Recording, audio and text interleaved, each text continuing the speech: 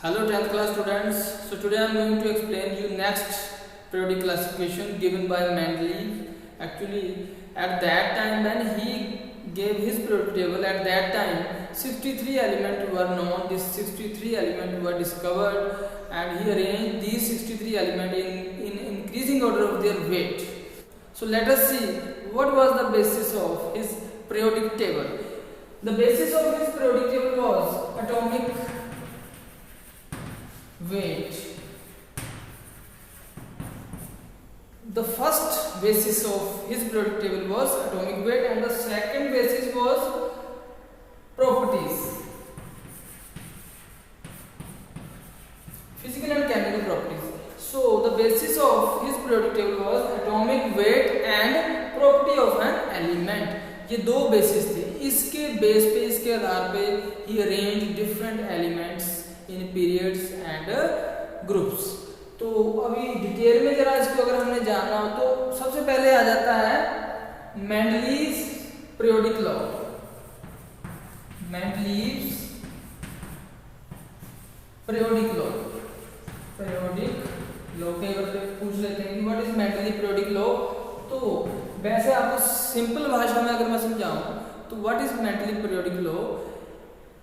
According to Mendeleev, the property of an element is a periodic function of their atomic weights. मतलब ये है कि जो किसी भी एलिमेंट की वो प्रॉपर्टी है वो डिपेंड करती है, अकॉर्डिंग टू Mendeleev, वो डिपेंड करती है उसके एटॉमिक वेट पे. इसी को बोलते हैं Mendeleev पीरियोडिक लॉ. इसका मतलब ये है किसी भी एलिमेंट की जो प्रॉपर्टी है, property of any element is a periodic function. Periodic function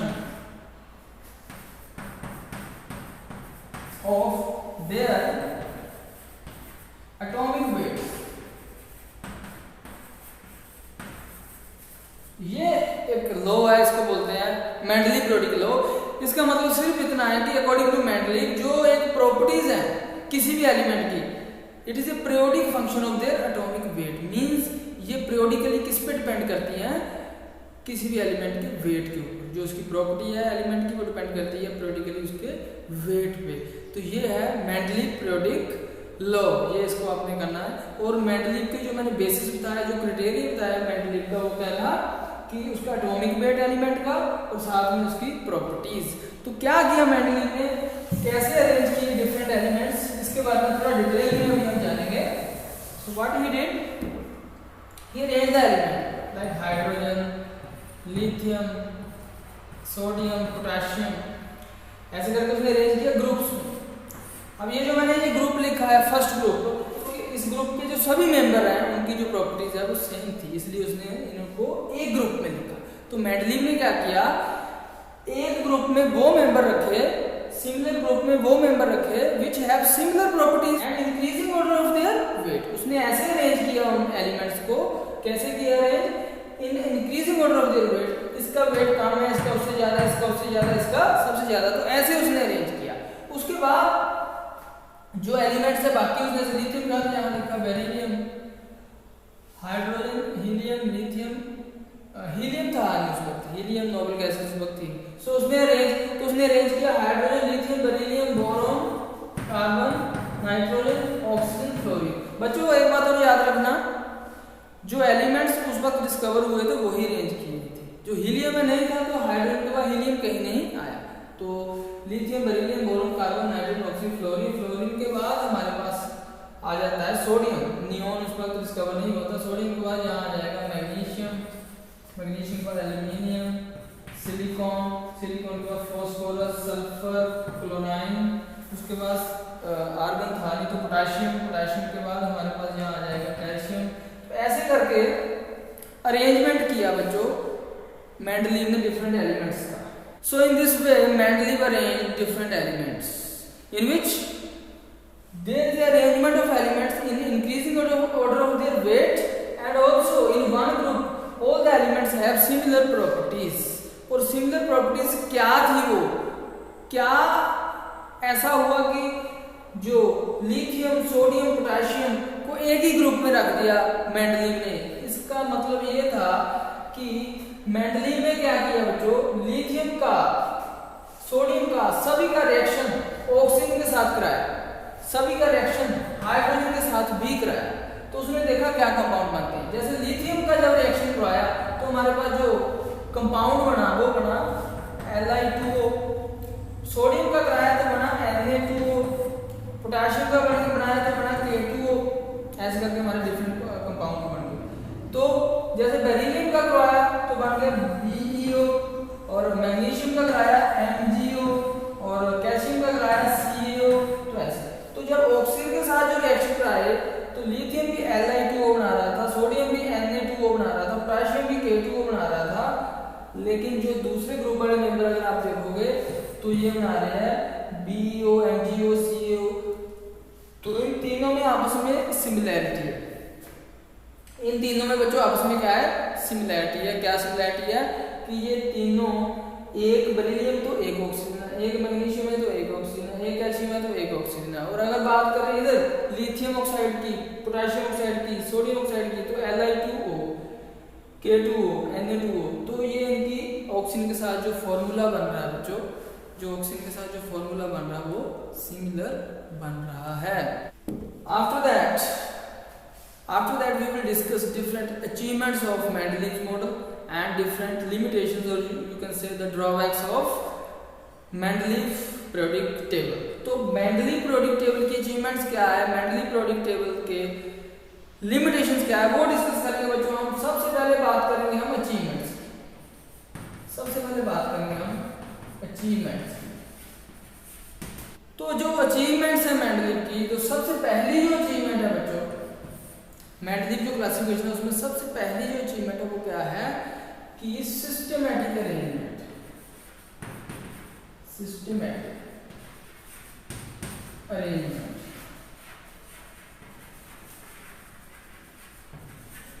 जो डिफरेंट एलिमेंट है उनका जो अरेंजमेंट किया वो क्या किया बच्चों, सिस्टमैटिक कर दिया। सिस्टमैटिक मींस कि जो एक ग्रुप में एलिमेंट रखे, जो एक कॉलम में एलिमेंट रखे, उन सभी की प्रॉपर्टी सेम थी। अगर किसी एक ही प्रॉपर्टी आपको पता, बाकी की प्रॉपर्टी भी उसके जैसी ही होंगी, so he arrange the element in different groups. In one group all the element have similar properties. If you know the property of one element, the property of other elements are also similar. So ये एक उसने systematically groups में, period में arrange किया different elements according to their properties, according to their masses. ये first achievement थी। Second achievement क्या थी? सेकंड उसकी अचीवमेंट बच्चों ये थी कि उसने ही करेक्टेड डाउटफुल एटॉमिक मासेस।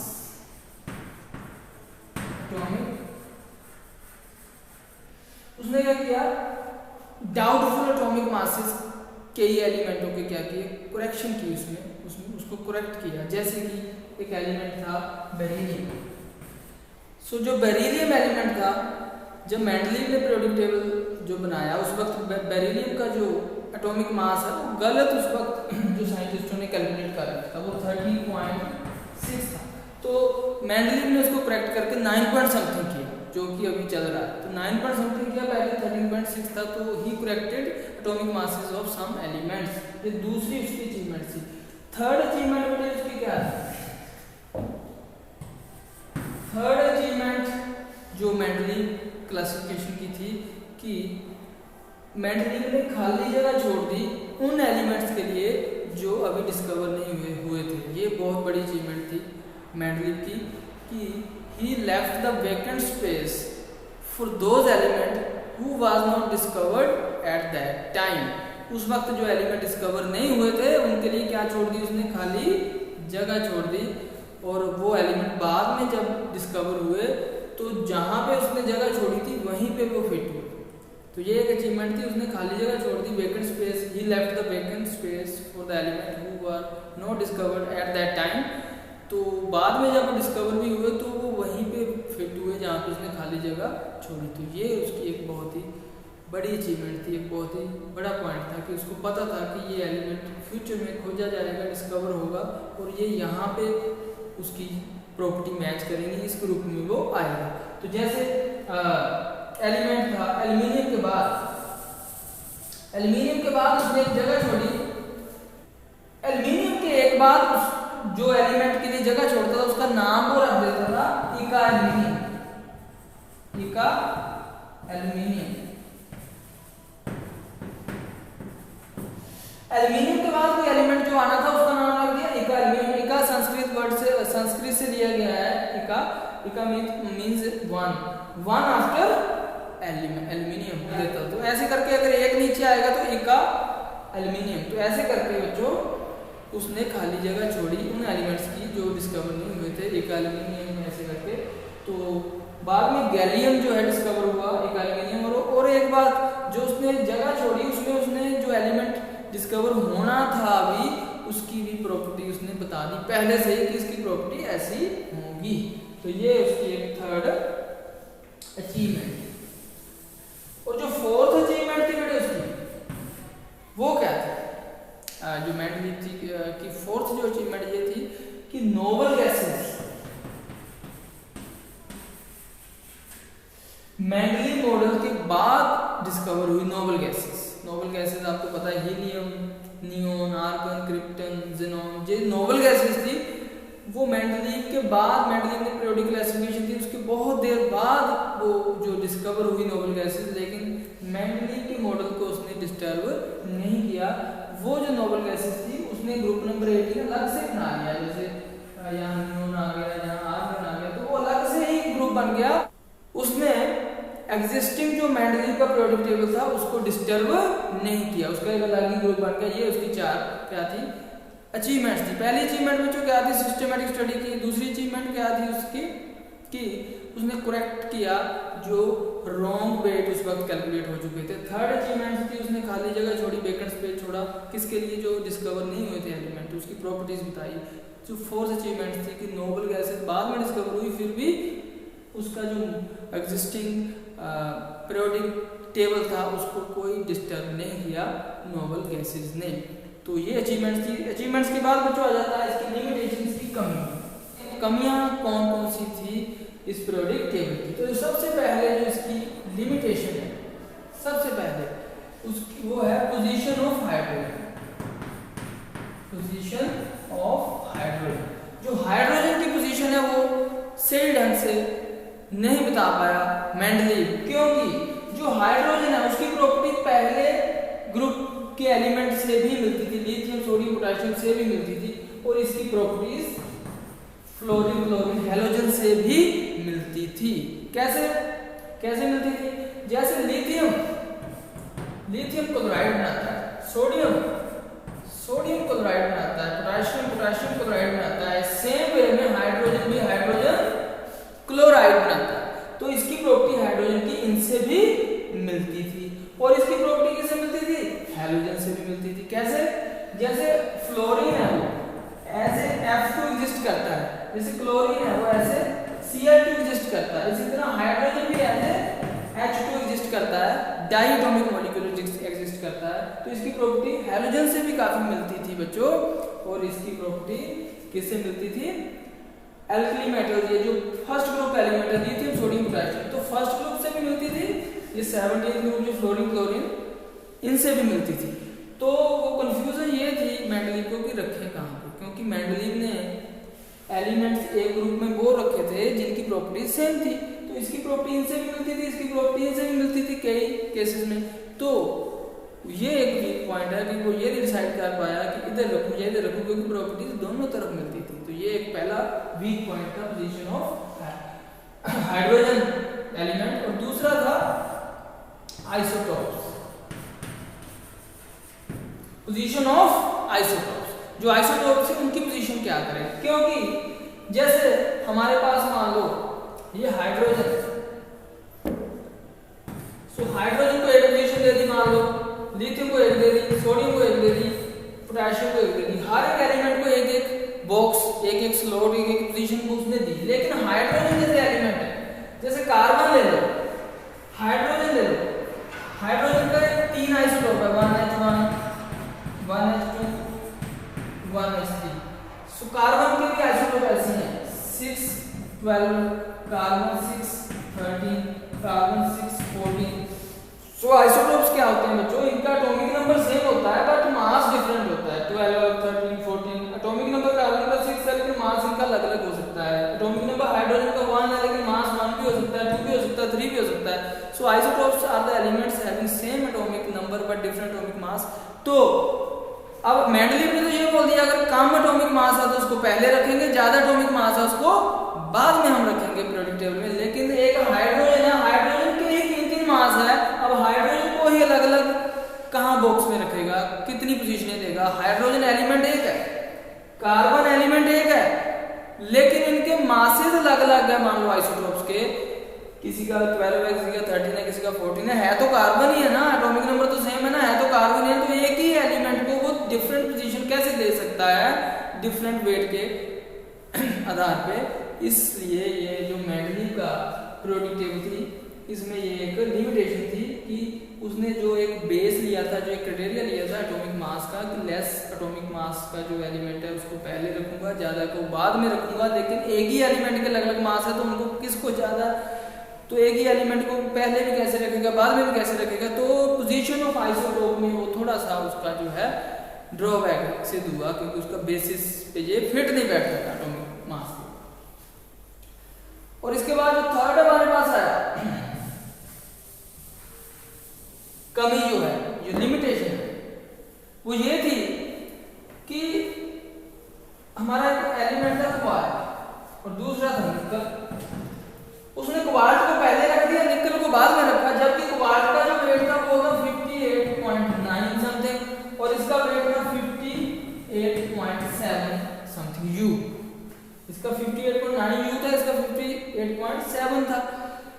तो कोबाल्ट का ज्यादा था 0.9, इसका 0.7 था, वो कम था। तो मेंडलीव का बेसिस तो ये था कि जो पहले रखूंगा वो कम वेट वाला रखूंगा, बाद में रखूंगा वो ज्यादा वेट वाला रखूंगा। तो यहाँ पे भी वो फेल हो गया मेंडलीव कि उसने कोबाल्ट का वेट ज्यादा था। So cobalt was having higher weight, he placed it earlier than nickel. So निकल से उसने पहले रख दिया कोबाल्ट को, निकल को बाद में रखा, जबकि निकल का वेट कम था, इसको पहले रखना चाहिए था। ये भी एक बच्चों उसकी क्या लिमिटेशन है। ऐसे और भी कई पेयर हैं जिसमें हायर वेट वाले को पहले रख दिया, लोअर वाले को बाद में रखा। ये भी एक उसकी क्या थी, लिमिटेशन थी।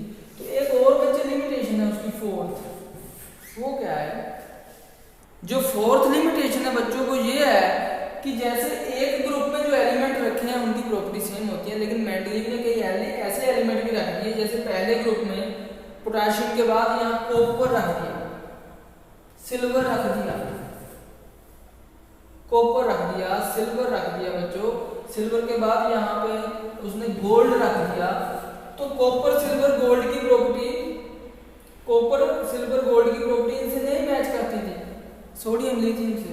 और सल्फर के नीचे उसने यहाँ पे, ये सल्फर है, सल्फर के नीचे यहाँ क्रोमियम रख दिया। तो क्रोमियम की प्रॉपर्टी इनसे मैच नहीं कर सकती थी ऑक्सीजन और सल्फर से। तो उसने एक ही ग्रुप में ऐसे एलिमेंट अरेंज कर दिए जिनकी प्रॉपर्टी आपस में मैच नहीं करती थी। कुछ केसेस में ऐसे भी हुआ। तो ये भी एक उसकी कमी थी, एक लिमिटेशन थी कि he group together different element with dissimilar properties, मतलब उनकी प्रॉपर्टी सिमिलर नहीं थी। तो ये एक फोर्थ लिमिटेशन थी मेंडलीव क्लासिफिकेशन की। तो ये बच्चों एक मेंडलीव क्लासिफिकेशन थी, मेंडलीव पीरियोडिक टेबल थी। Mendeleev arranged different elements in increasing order of their atomic masses and he group together different element with similar properties. So ये उसने एक टेबल पीरियोडिक टेबल बनाया, उसकी कुछ अचीवमेंट्स थी, कुछ लिमिटेशन थी, वो मैंने आपको बतानी चाहिए। तो that's all for today, thank you.